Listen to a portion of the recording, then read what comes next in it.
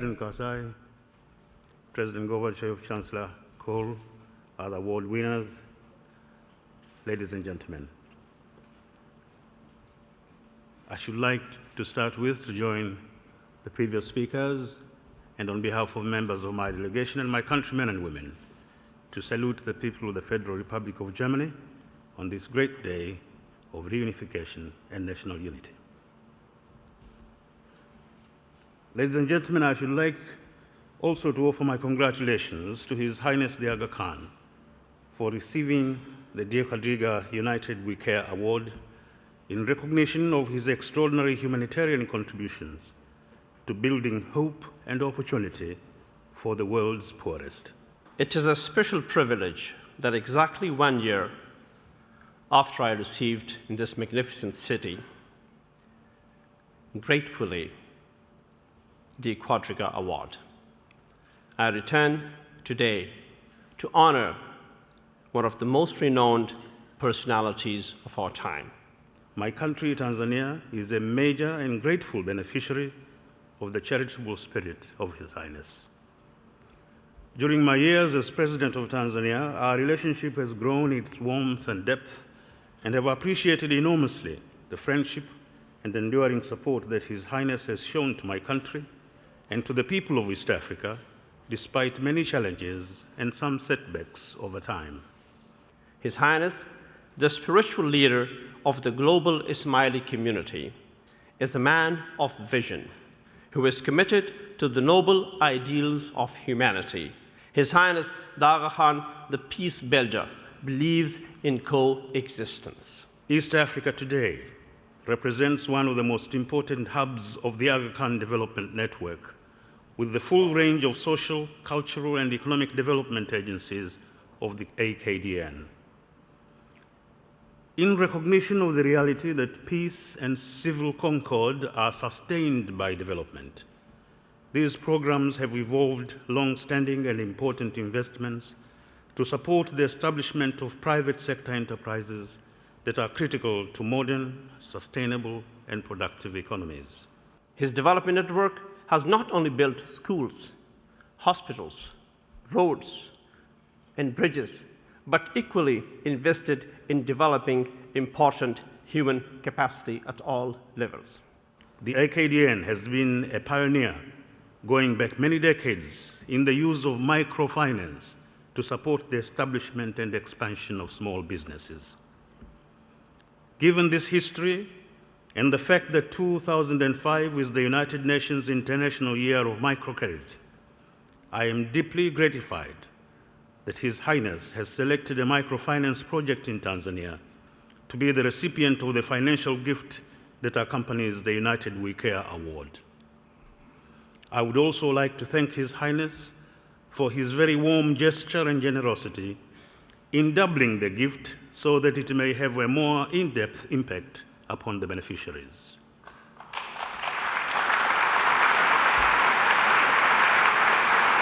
It is my distinct privilege and honor to present to you on this historic day of the unification of Germany, the prestigious Die Quadriga Award.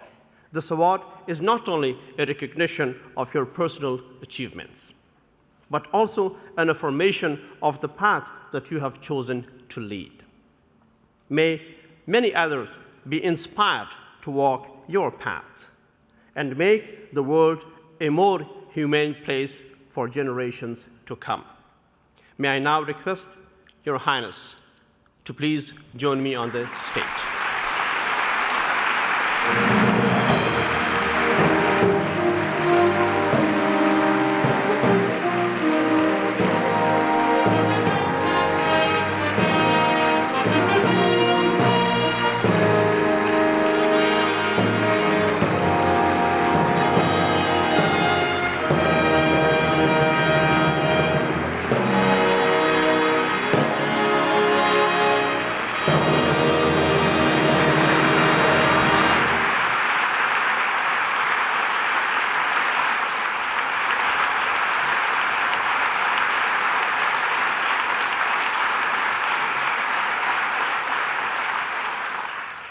Distinguished recipients and lauditors, Excellencies, ladies and gentlemen. I am deeply touched by the generosity of the remarks by President Karzai, an honored Die Quadriga alumnus. His engagement and his foresightedness are an inspiration to the Afghan people as they reclaim their proud nationhood and struggle to build a future of promise. We salute them and stand shoulder to shoulder with them. Thank you also, President Kapa, for honoring us with your presence. Yours has been an exemplary leadership for your people's fight against poverty and their commitment to peace and harmony at home and within the region. I am delighted to be once again in Germany on a day that marks the nation's reunification and its commitment to a strong, democratic future.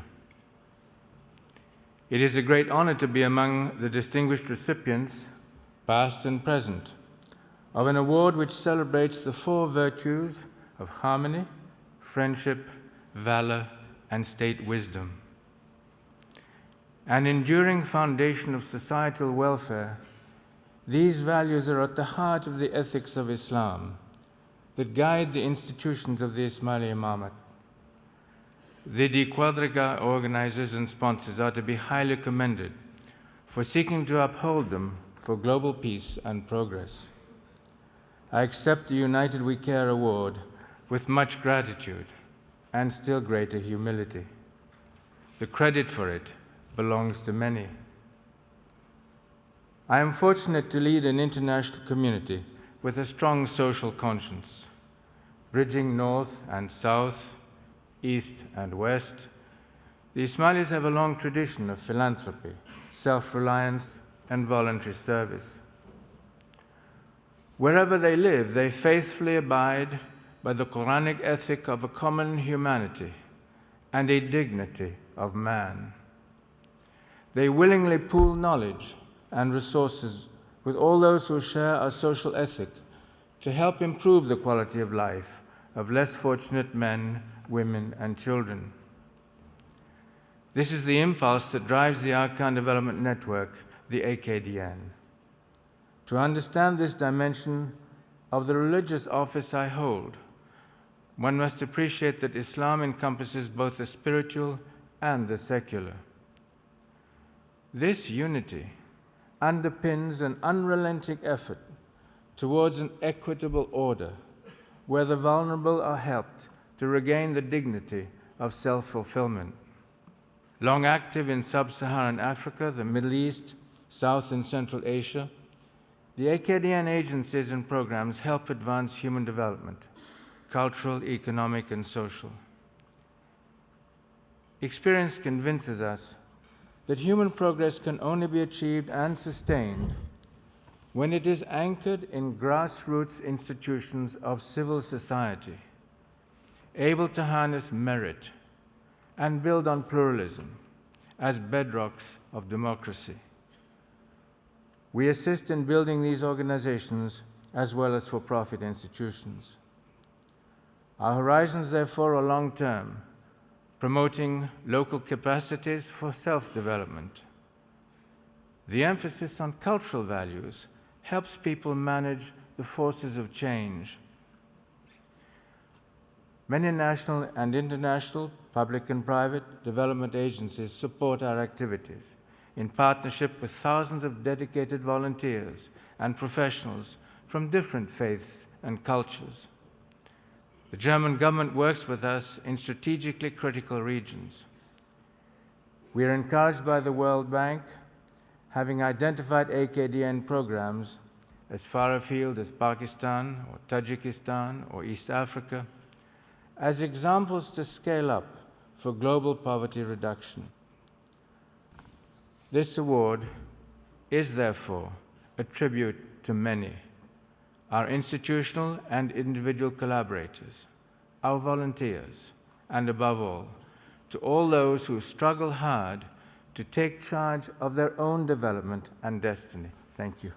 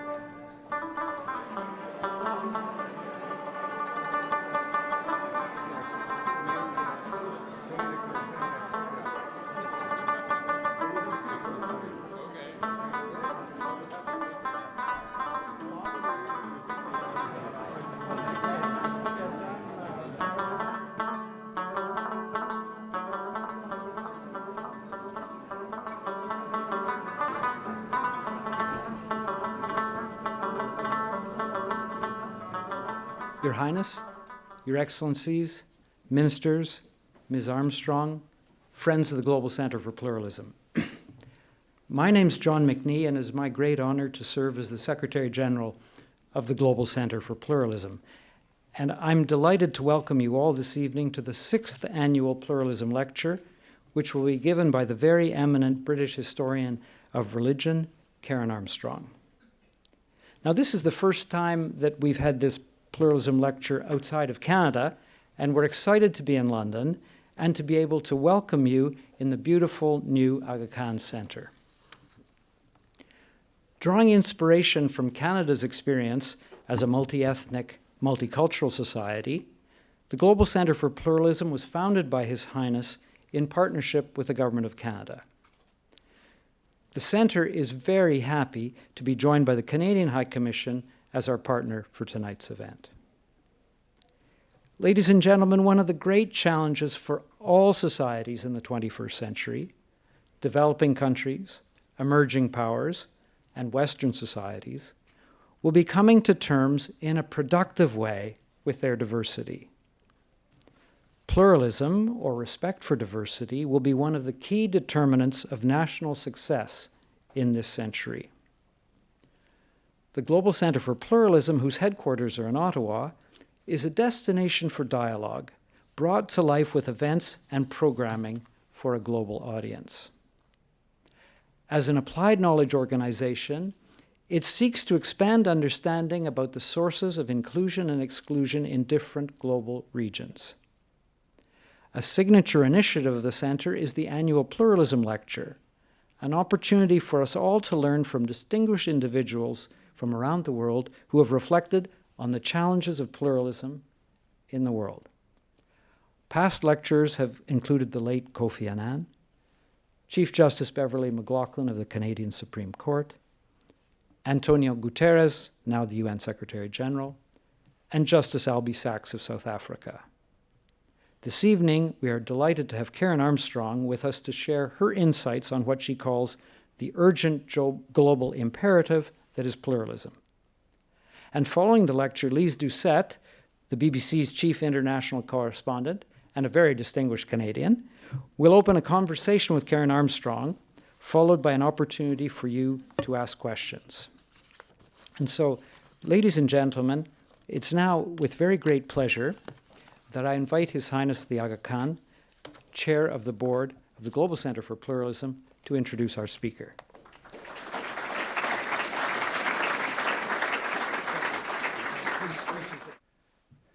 Bismillahirrahmanirrahim.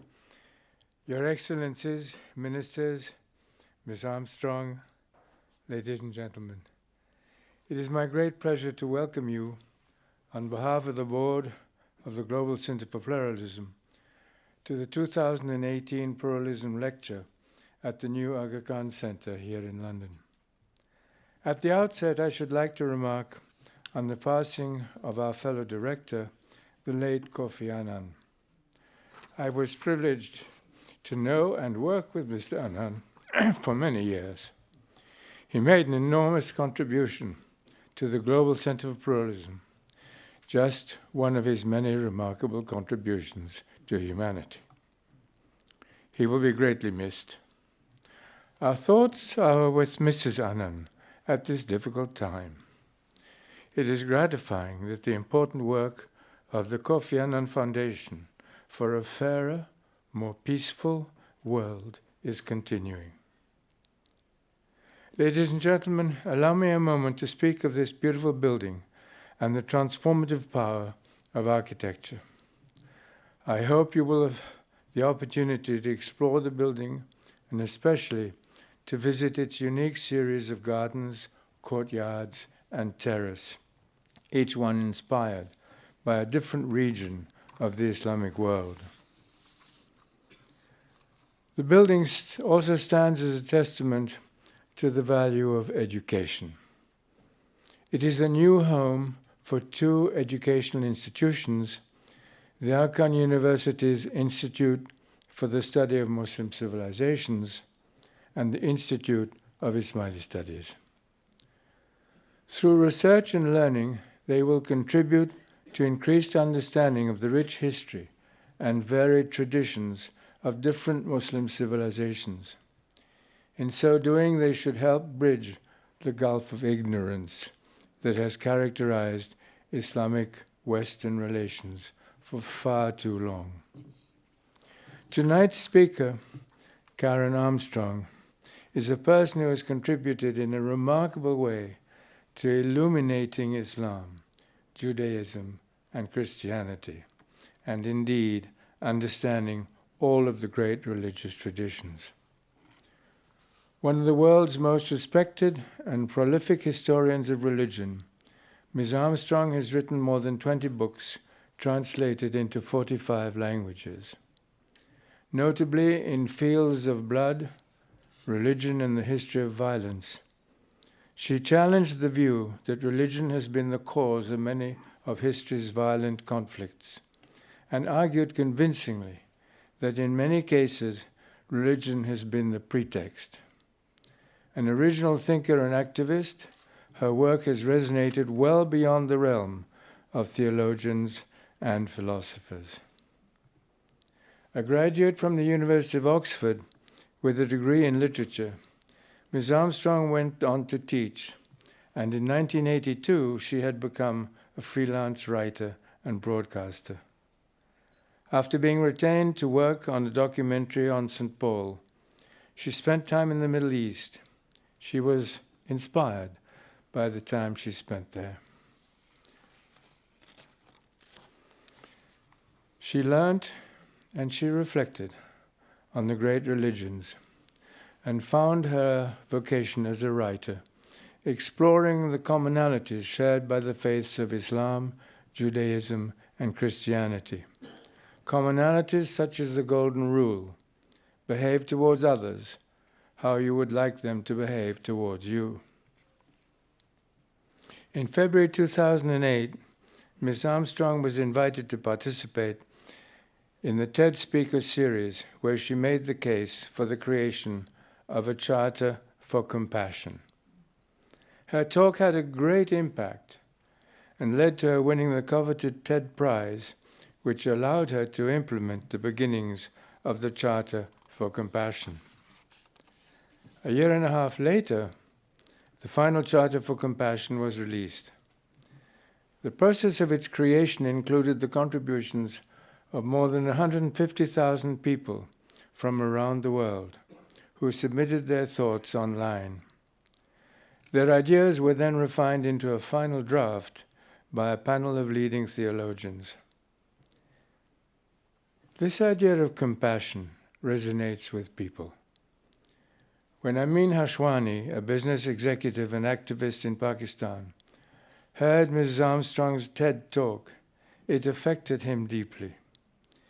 In 2011, Amin Hashwani founded the Compassionate School Network, a program to train schools and educators to build student skills in compassion, which is still operating with great success. The momentum and excitement behind this global initiative led to another remarkable book by Mrs. Armstrong, 12 Steps to a Compassionate Life. Ladies and gentlemen, looking into the future, I think one of the greatest challenges for the entire world will be finding ways in which we can all achieve a deeper understanding of the other and what makes each of us distinct as human beings and as communities. To achieve this vital goal, reflective, creative, and empathetic thinkers and writers will be critically important. Tonight, we are privileged to hear from one of their most respected voices, Karen Armstrong. Thank you.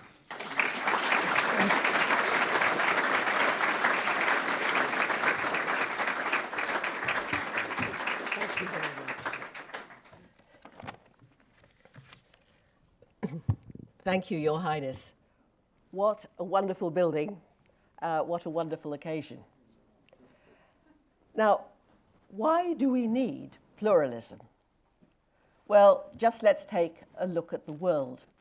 It seems to me that at the moment, what we're seeing is a kind of disease of nationalism, possibly nationalism in its last gasp. The nation state, which is so familiar to us now, is a fairly new creation. It couldn't be achieved until modern communications enabled all members of society to get to know about people far distant from them in their own countries.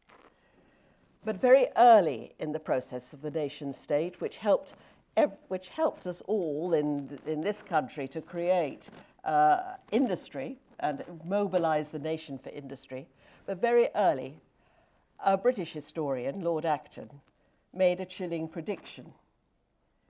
He said that the emphasis in the nation state on ethnicity, culture, and language would make it very difficult for people who did not fit the national profile. In some cases, he said, with chilling accuracy, it could mean that they were enslaved or even exterminated. And it was not long after that that the Young Turks, to create a purely Turkic state, massacred over 1 million Armenians. There was later the Nazi Holocaust. And in the closing years of the 20th century, we had the concentration camps again in Bosnia, the result of a lethal mix of Serbian nationalism with a debased form of Serbian Christianity. We're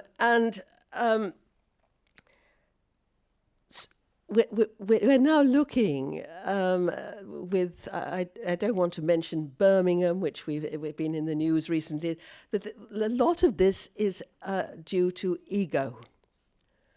What the religions all tell us, I've been writing a book about scripture at the moment in all religious traditions, and they all insist that enlightenment insists on overcoming the ego, letting the ego go. Nationalism is about ego. It's about swelling the ego. And often that means excluding the other, as Lord Acton pointed out. But this is becoming worrying. You remember when the Berlin Wall came down, there was dancing in the street. This time, during the last presidential election, people were cheering at the prospect of a wall being built between the United States and Mexico.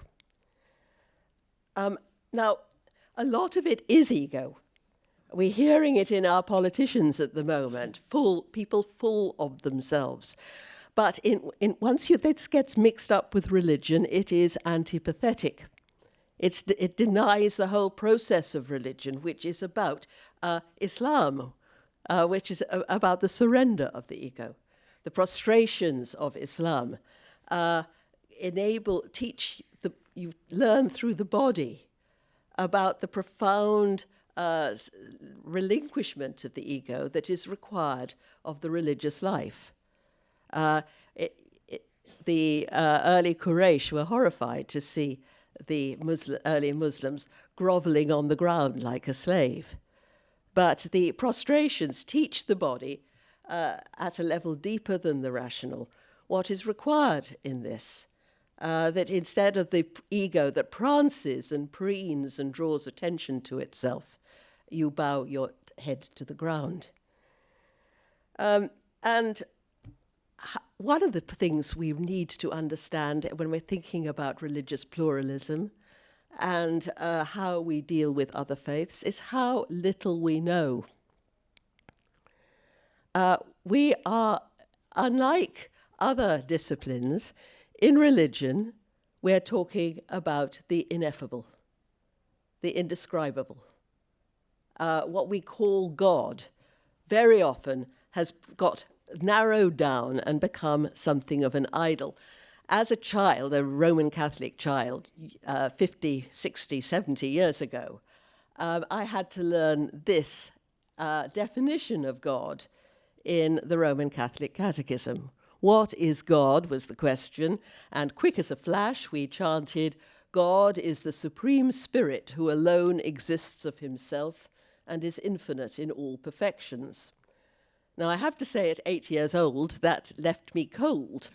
But I now think it's entirely incorrect, because it takes for granted that you can simply draw breath and define a word that literally means to set limits upon a reality that must go beyond all our categories and certainties. And in many of the traditions, there was an emphasis to remind us of how little we know, especially about the divine. So to say that you're wrong about God, or we have the better vision of God, this is all ego. This is all a mistake. In India, very early in the 10th century, before the Common Era, they had the Brahmin priests would hold a competition in which the idea was to find a formula for the Brahman, the ultimate reality, which was all that is. It wasn't a clearly defined God in the heavens. It was all that is. And the first priest would kick off using all his knowledge and scholarship to define the Brahman and make a case for that in a single sentence. The others would listen,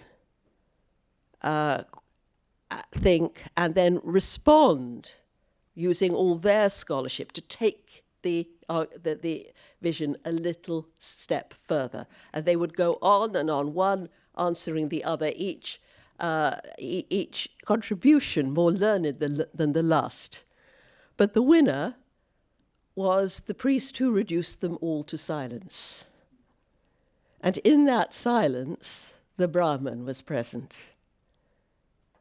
The Brahman was not present in the wordy definitions and declarations of what the ultimate reality was, but was present in the sudden realization of the impotence of speech.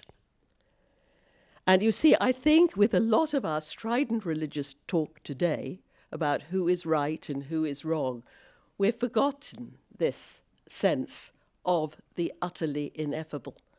And that when we're talking about God, we literally do not know what we're talking about.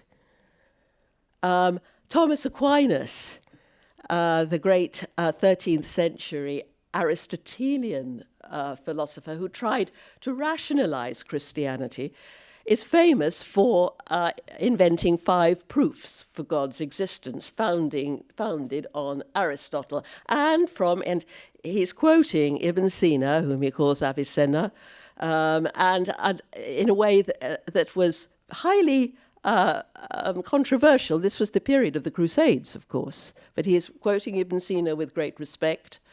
And he gives 5 proofs. They start his masterwork, Summa Theologiae.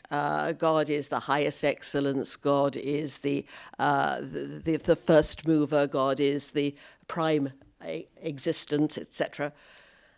But no one ever reads the bit that comes next, because having proved God's existence, at the end of each proof, rather perfunctorily, he then says, that is quod omnes dicunt Deum. That is, which can be translated as, that is roughly what we're talking about when we talk about God. But then he pulls the rug out from under our feet. And this is the bit that nobody reads, and says, but we don't know what it is we've proved. All we've proved is the existence of a mystery. We have no idea what a first mover is, or the origin of all things is. Every being that we know has come from something else. It glides, Thomas's entire oeuvre, massive volumes, can be seen as an attempt, a sort of mystical exercise in making you realize that when we're talking about the divine, we don't know what we're talking about. Ibn Sina, Maimonides would have agreed. Allahu Akbar, God is always greater, says the Quran, greater than what we can conceive. I was very attached as a young woman to a 14th century mystical text called The Cloud of Unknowing.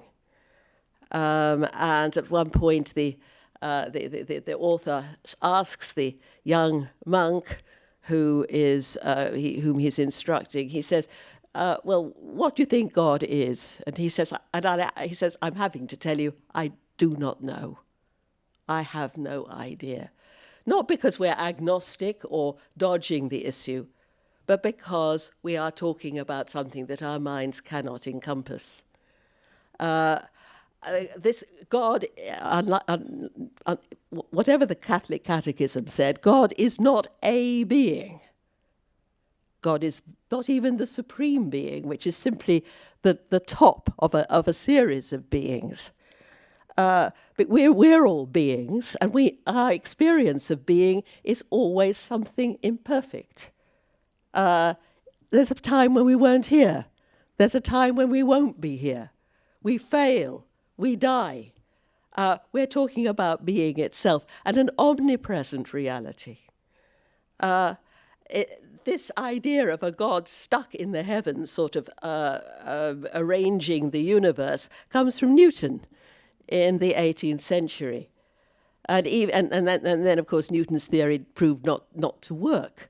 But the idea had got into people's heads that we could prove God's existence, and it could be scientific. And then you could start blaming the beliefs of others, because we know what God is, and other people just don't.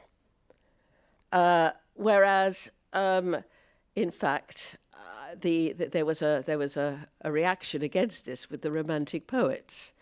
And I think of Wordsworth, who said he'd come to look on nature in a different way. He said, I have felt a presence that disturbs me with the joy of elevated thoughts, a sense sublime of something far more deeply interfused, whose dwelling is the light of setting suns, and the round ocean, and the living air, and in the blue sky, and in the mind of man.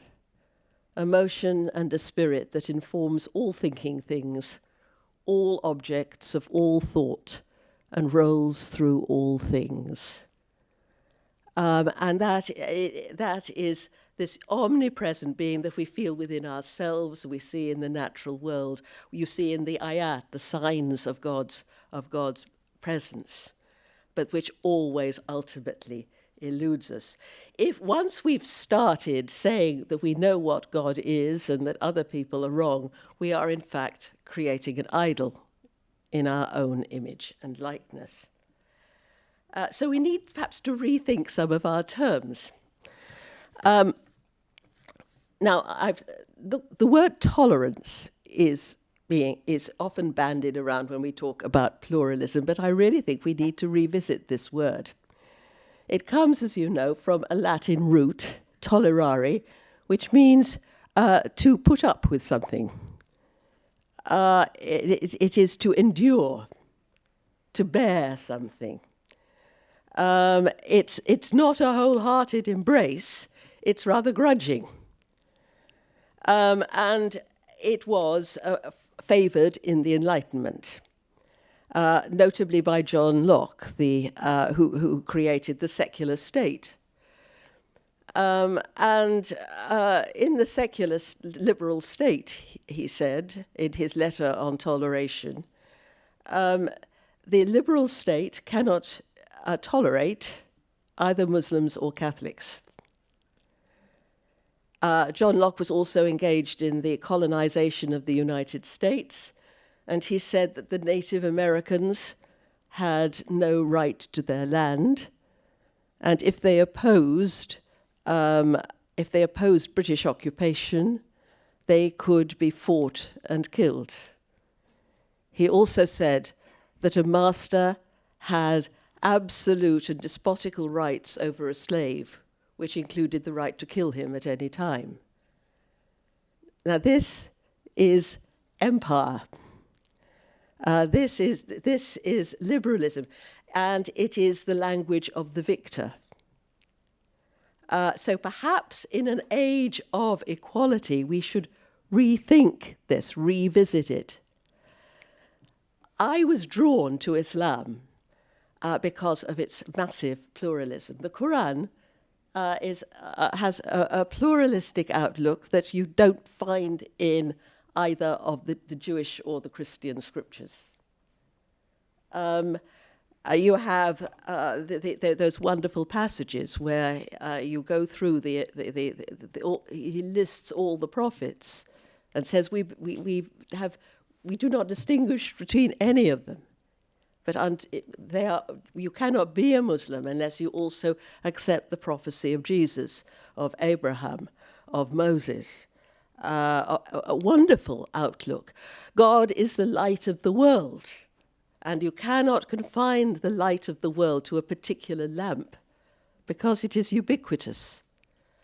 And that wonderful verse where God says, if it had been our will to create you all into a single ummah, we would have done that, but this was not our will.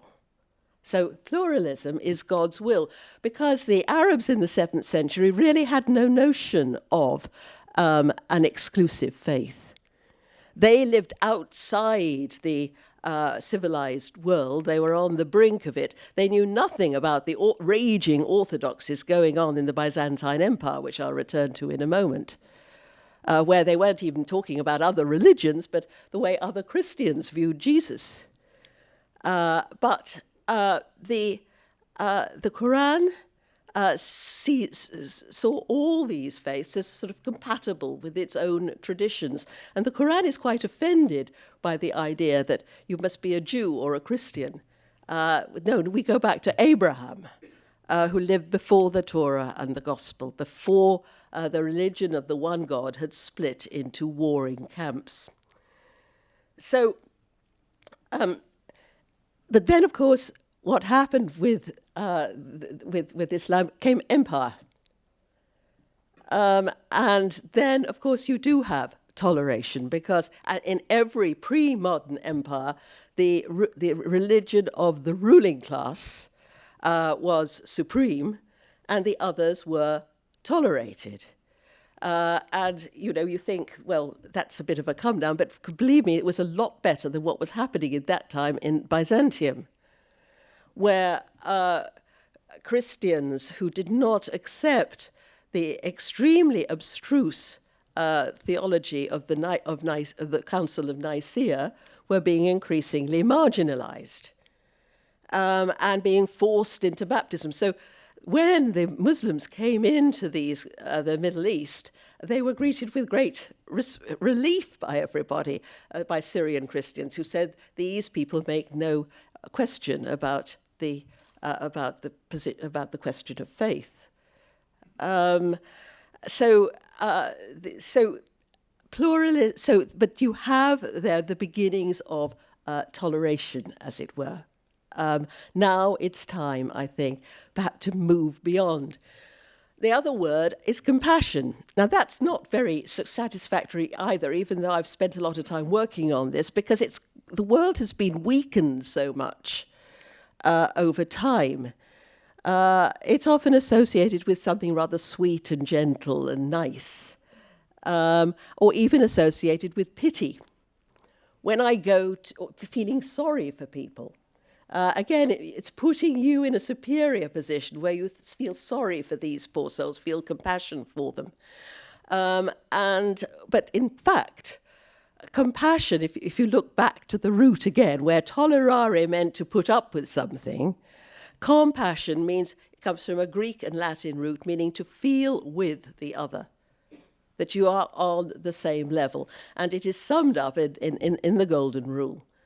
Never treat others as you would not like to be treated yourself, which means that as Confucius, the first person to enunciate the Golden Rule in a way that was actually written down in his scriptures, said you use your own feelings as a guide to your treatment with others. So you are on a level. You look into your own heart, discover what gives you pain, and then refuse under any circumstance whatsoever to inflict that pain on anybody else. Never treat others. Confucius put it this way: do not impose on others what you yourself do not desire. And he said you do this not just when you feel like it or on an occasion, but, as he said, all day and every day. And that means that every day, all day, every day, you are gradually dethroning the ego from the center of the world, your world, and putting another there. And it is that, Confucius said, that brings you to enlightenment. And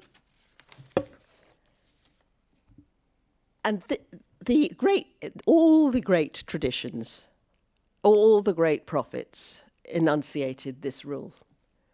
Not one of you can be a believer, said the Prophet Muhammad, peace be upon him, unless he desires for his neighbor what he desires for himself. Again, that sense of putting yourself in the shoes of the other. Rabbi Hillel was, in the early 2nd century in Jerusalem, was once asked by a pagan to sum up the whole of Jewish teaching while he stood on one leg. If you could do this, the pagan said, I'll convert to Judaism. And Hillel stood on one leg and said, that which is hateful to you, do not do to your fellow human beings. That is the Torah. And everything else is only commentary. Go and study it. So that was one of the things that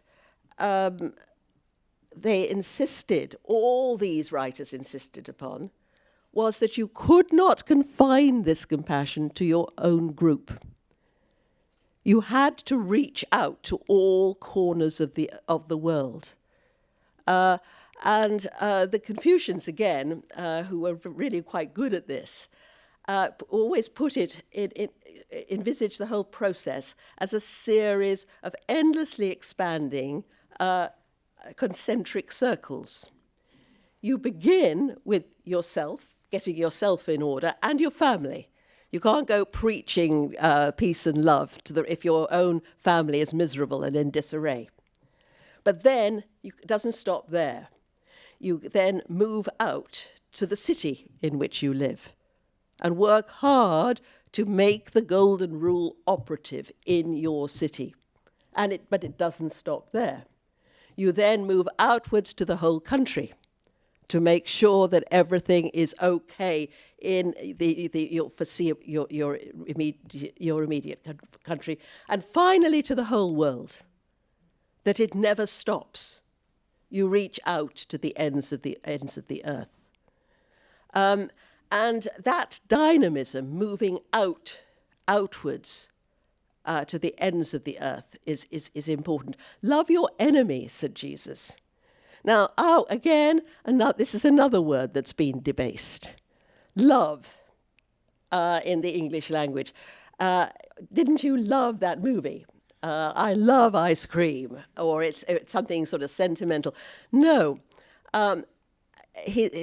Jesus is doing a bit of rabbinic midrash on a ruling in the Hebrew Bible, where in Leviticus he says, love your neighbor. And Jesus is saying, no, take that a bit further and love the enemy.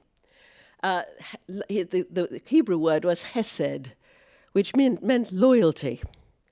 And it was a political term used in international treaties. Two kings would promise to love one another. And that didn't mean they would fall into one another's arms and become best friends, but they would look out for one another's interests. They would come to their aid even in time of trouble. They would take cognizance of that person's state, even if it went against their short-term interests, and give them financial, military support, whatever they needed. That is the kind of love we have to give to our so-called enemies today if we want a viable world. And one of the people who formulated the Golden Rule were not operating in wonderful, peaceful societies or sort of locked in prayer on lonely mountaintops. They were living in societies like our own, where violence and warfare had reached an unprecedented crescendo. In China, for example, at Confucius's time, they were just about to embark on a terrible period lasting centuries, known as the Warring States period, when the various states of China, with increasingly advanced weaponry, slaughtered one another in terrible wars until only one was left.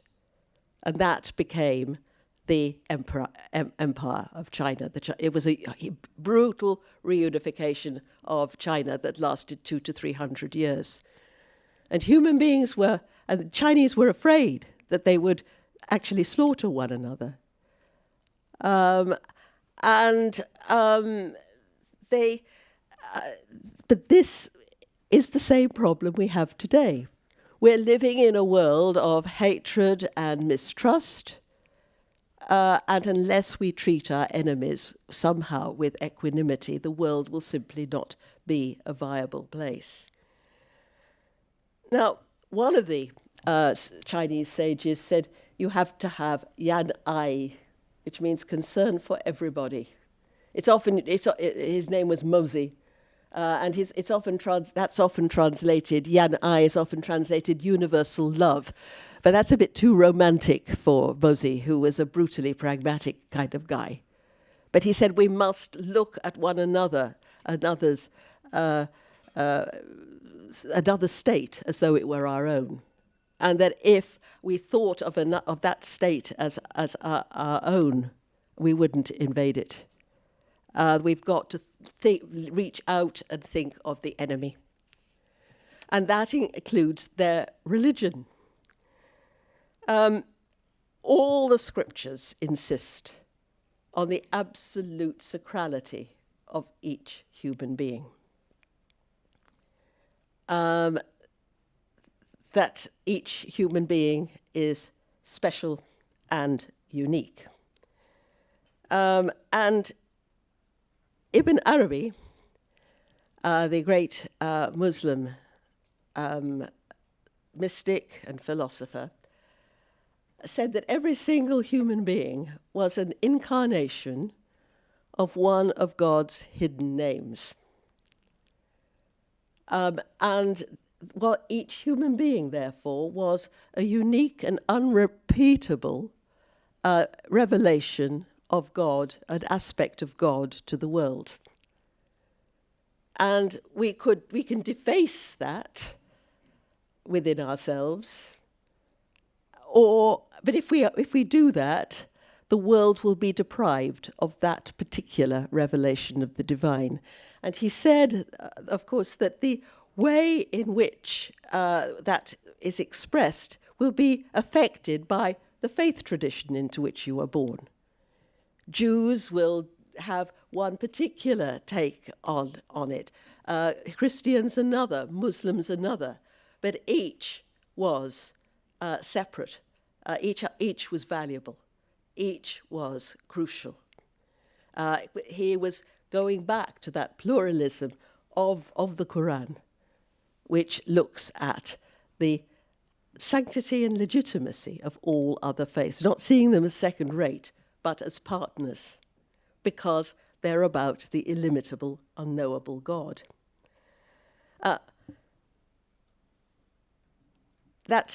The Hindus said that every single human being, not even every single human being, but every single being has at its core the Atman. That's its inmost, deepest self. And and that's in a tree or an insect or in the human being. And it's difficult to access that. You have but you have to acknowledge it and see that all these beings, each one of them, says one of the sages, we all think ourselves so special and interesting and unique, but we're just like we all have that same core, that same utter sacred core, and we're like a lot of rivers who all end up in the ocean. And once they're in the ocean, he said, they don't go around saying, well, I'm this river or I'm that river. No, they're just the ocean and we are just the divine. But again, that's whatever faith tradition you're in, is in that sense of sacrality. We are losing that sense of sacrality. We are treating people too much as instruments. We've seen in London the terrible business of Grenfell Tower, when 72 people were burned to death in a high-rise block, which had been given inadequate cladding, cheap cladding, the flammable cladding. And children in schools now are needing food in food banks because the level of poverty is so great in London. This is a disgrace, and it should make us uncomfortable. The Buddha said that enlightenment was possible for every single human being, and he came to enlightenment by developing a particular form of yoga. He tried the normal kinds of yoga, but he wasn't impressed by it, because at the end of it, he said, yes, he'd experienced all these exotic states, but he was still his old, unruly, egotistic self. But he achieved enlightenment by a compassionate form of yoga, whereby he sent out thoughts of goodwill to all the different corners of the earth, going further and further away, rather like those concentric circles in China, until you experienced and you felt equanimity, and you sent love and affection to them all, not omitting a single creature, until in the end you had achieved equanimity, which is about, again, the loss of ego, that you're not loving people because they're doing something to you or because they're flattering you, but because they are themselves sacred and worthy of utter respect. And that's what brought him to enlightenment. But he insisted too that this had to be translated into practical action. Secularism has been great for religion. It should be great for religion. Because it has freed religion from the injustice that characterizes every single state. No state has ever achieved total justice. There's always inequity, there's always a degree of oppression, there's always a degree of greed, however much we put our hands on our hearts, and this should make us uncomfortable. But the trouble with secularism is that it's made people wary of acting politically at all. People are saying we don't get on with that, and things have become a little bit of an ego trip. My personal relation with Jesus, for example, and the rest of the world goes awry. The scriptures all, in every tradition, say you have to work for the good of others, all others, not just those in your own camp, practically and creatively. That is the route to enlightenment. The Buddha, after he achieved enlightenment, had the inconvenient thought that perhaps he should preach the message and preach how he'd discovered this wonderful peace in nirvana. And then he thought, no, I don't want to do that. Because people don't want to lose their egos. They like that. And it's going to be too depressing and dispiriting for me. I'm not going to do it. At which point, Brahma, the god in the highest heaven, uttered a terrible cry. And he said, then the world will be utterly lost. And he descended from heaven and knelt before the enlightened man. In India, the gods are lower than the enlightened human being. And he said, Lord, please preach your Dharma. because there are all these people lost and in trouble. And the Buddha, it says, looked at the world with an eye of compassion and spent his life, the rest 40 years of his life, tramping round the towns and villages of India. And he did not preach. He was utterly uninterested in a person's theological opinions. He couldn't have cared less whether they believed in gods or whether they didn't believe in gods. What was important was whether they practiced compassion and left themselves behind. And he always adapted his teaching to the people he was talking to. He didn't approve, for example, of the cult of the Atman that I mentioned earlier. But when he was speaking to Brahmins, he used that image in order so that they would find their own way to achieve enlightenment. And he would, one day he came across a crowd of Brahmins who was trying to have visions of Brahma up in the highest heaven. And he said, look, that's okay, though he didn't believe in any gods, but he said, that's fine, but why don't you try to become like Brahma yourself by means of enlightenment, an enlightened and enhanced person? But he took their beliefs and used them to enable they could find their own enlightenment. It's a course that Buddhists later would adopt, and it was called upaya, which was trying to think in terms of the person you're speaking to, not preaching to them in a way that would make them uncomfortable or feel dissatisfied with their faith. Because theology, he said, was irrelevant when you're talking about the ultimate. And so religion is not about beliefs. In fact, our word belief has changed its meaning in the modern period. People are always saying, well, do you believe? The word belief, the English word, came from beleven, which means to love. Accept my believer, which accept my loyalty. It meant when you had believer, you had commitment. You were not believing a whole lot of propositions. It changed its meaning and became the intellectual acceptance of a rather dubious proposition in the 18th century, with people like Newton, who used the word for the first time. He was with the scientists.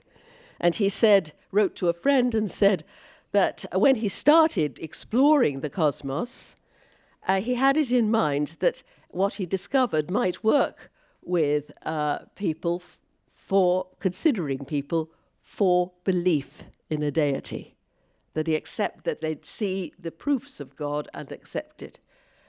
But before then, believer meant commitment, and you did religion. It wasn't a business of accepting accepting a certain group of doctrines. And that is as a child, I was absolutely racked with misery because of all these beliefs that I had to accept. And they were different from other people's beliefs, and therefore you were cast asunder.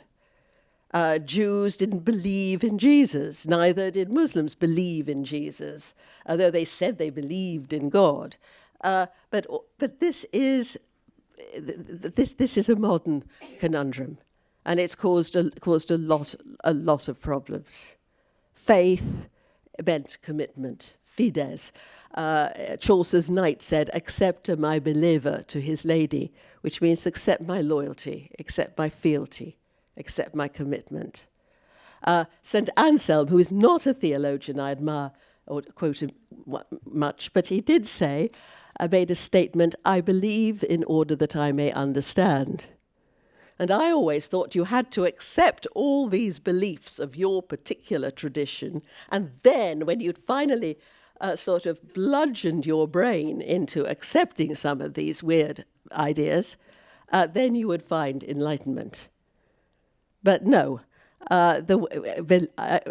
credo, the word he's used speaking Latin, the word credo comes from cordare, to give your heart. Credo, cordare. So I commit myself, and then I will understand. You will discover the insights of your faith by living it out. So your beliefs clashing with other people's beliefs, this is all irrelevant. Now, I'm going to end with a quotation from Ibn Arabi again. And I found this quotation at a time when I was still very hostile to faith and wasn't sure that I believed in anything. But this, it chimed with what I'd found in the Quran, and it chimed with what I was learning about all these faiths, about their profound unanimity despite all the noise and the controversy. And I found this helpful, and I hope you find it helpful too. Do not praise your own faith so exclusively that you disbelieve all the rest. If you do this, you will miss much good. Nay, you'll fail to realize the real truth of the matter. God, the omnipresent and omniscient, cannot be confined to any one creed. For he says in the Quran, wheresoever ye turn, there is the face of Allah. Everybody praises what he knows. His God is his own creature. And in praising it, he praises himself. Consequently, he blames the beliefs of others, which he would not do if he were just. But his dislike is based on ignorance. Thank you.